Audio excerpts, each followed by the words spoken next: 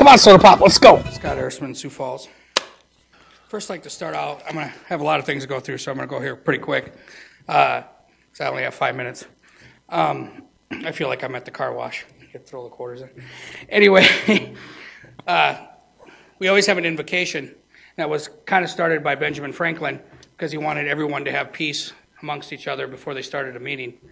And there's been a lot of non-peace going on lately. And I'm not going to say that other people are ganging up on other people, but you guys are all peers.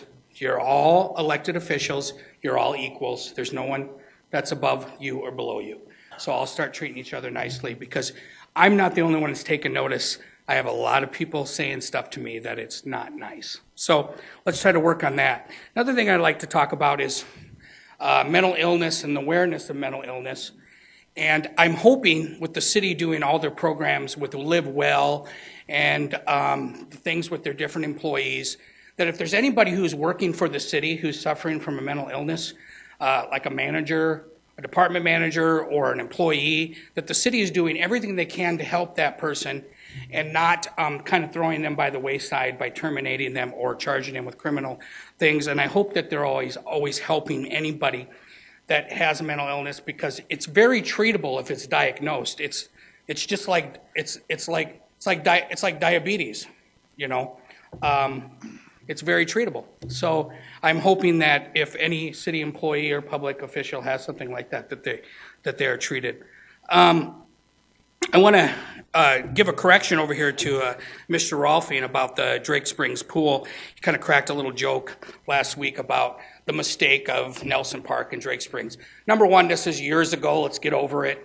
The voters approved the outdoor pool. Number two, Councilman Huntsinger, in their own report to you, the one that they told you to build an indoor pool at Spellerberg, they told you can't build an indoor pool at Drake Springs because of groundwater issues.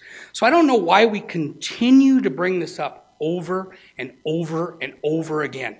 Here's the deal. There's an outdoor pool there. The voters approved it. It's built. Let's get over it. Let's thank Teresa Staley that she's probably saving us millions of dollars by not having an indoor pool there with maintenance fees. Please, it's done. It's years ago. Let's get over it. I'm so tired of hearing about how angry people are driving by there. If you're angry about an outdoor pool, I'm not even going to go any further with that. I'm just saying, let's get over it. As for the food truck thing, these are regulations that don't need to be covered. They're unneeded, really. Food trucks are pretty much operating between midnight and 3 in the morning. They're not competing with downtown restaurants. If they're creating noise, there's noise ordinances in place. I have not heard of any food truck getting charged with any noise ordinance violations. Should they pick up their garbage? Sure.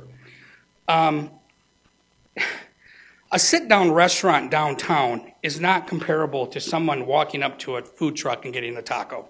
I'm sorry. This is unneeded regulation. What I find ironic about all this is we're telling private part-time businesses, and you got to realize these guys are part-timers. They're not doing this as a living. It's a private part-time business, and we're pretty much telling them what to do. But the event center that we spent $115 million on, that we're paying a mortgage on, our building, we can't even get tickets to. And when a couple of counselors bring up the fact that maybe we could put a couple ordinances in place to make it better to get tickets, we're told we're micromanaging the event center.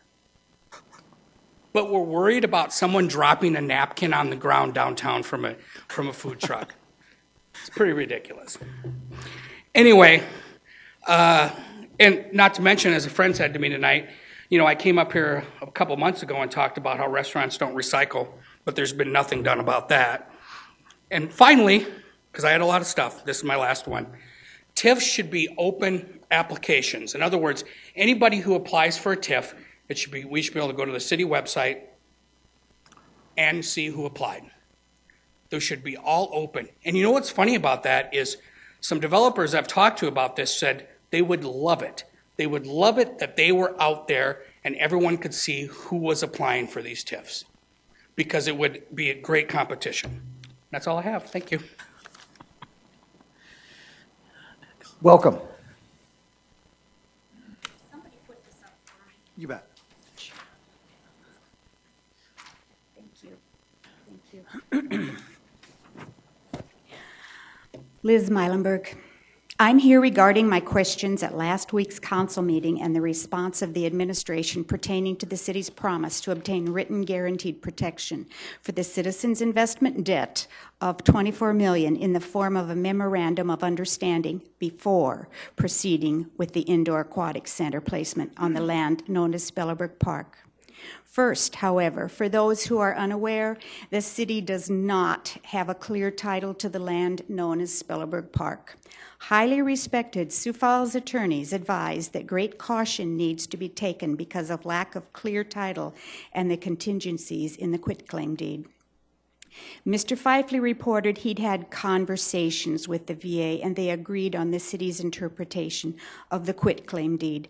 Might I ask then, if all the parties agreed, why were you unable to attain an MOU? Furthermore, I assure you that no one in this room is able to accurately predict future events. That is why the courts settle disputes using written agreements between parties involving land issues and are not reliant upon conversations, as Mr. Fifley is suggesting. Even laymen understand that concept. The lack of progress by this administration suggests the following. Number one, the city's agenda is far more important than protecting the citizens' tax money or looming debt of $24 million. Number two, this administration feels no responsibility or obligation to keep its word to the public regarding the attainment of an MOU before proceeding with the placement of an indoor aquatic center at Spellerberg Park. Number three, this administration is certain they can keep a lid on the issue until they are out of office and then someone else can deal with any problem that may arise. Instead of Harry Truman's "the buck stops here," this is called "pass the buck." Number four, this administration was unable to attain the MOU and does not want to admit it. Oh, and one additional overlooked detail. In the opinion of many, this city has been in violation of the contingencies for about 10 years. Flood detention ponds most definitely do not fit the description as stated in the contingencies, quote, continuously used only as and for park and recreational purposes, unquote. Although one of Spellerberg's 2 detention ponds has since morphed into seasonal recreational usage. The point is, the VA already has the evidence they need for revocation, for future revocation of the quitclaim deed and the ability to reclaim the land if they so determine at a future date. And with that understanding, it is obviously not in the VA's best interest to sign an MOU. Simply put, their time of desperation to fill their need of additional land for expansion has not yet been reached, but most assuredly looms out there in the future. So, in conclusion, if the city determines to move forward without an MOU, it is obvious this administration is not concerned with the protection of the citizens' $24 million investment debt. And we, the public, know it and understand it for what it is, and we know who is responsible. Mayor Huther, in your own words, do you care enough to build it the right way and build only on land with clear title to protect the citizens' $24 million investment debt? Thank you. Come on, Soda Pop, let's go. Come on, let's go. Come on.